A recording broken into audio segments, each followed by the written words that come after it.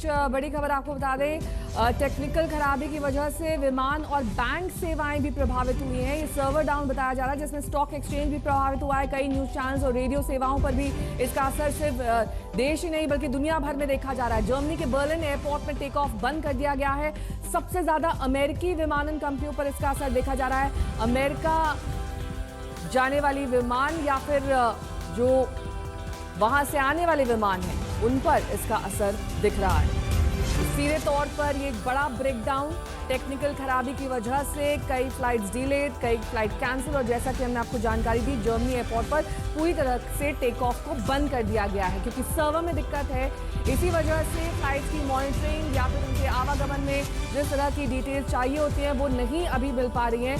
यही वजह है कि वहां से आने जाने वाली सभी फ्लाइट्स को अभी फिलहाल रोक दिया गया है। खासतौर पर अगर जर्मनी एयरपोर्ट की बात करें, विमान और बैंक सेवाएं तो प्रभावित हैं, इसके साथ ही कई न्यूज चैनल्स, रेडियो चैनल्स और स्टॉक एक्सचेंज पर भी इसका असर पड़ा है, जिसमें ये सॉफ्टवेयर खासतौर पर इस्तेमाल किया जाता है, जिसमें अभी ये खराबी दिखाई दे रही है। सॉफ्टवेयर में दिक्कत है और कब तक ये ठीक हो पाएगा ये भी कह पाना मुश्किल है। हालांकि इसे रिवाइव करने की, रिस्टोर करने की भरसक कोशिशें की जा रही है, वरना आप कल्पना कर सकते हैं कि देश भर में नहीं दुनिया भर में जिस तरह का एयरलाइंस का नेटवर्क है वो किस तरीके से पूरी तरीके से शट डाउन हो जाएगा।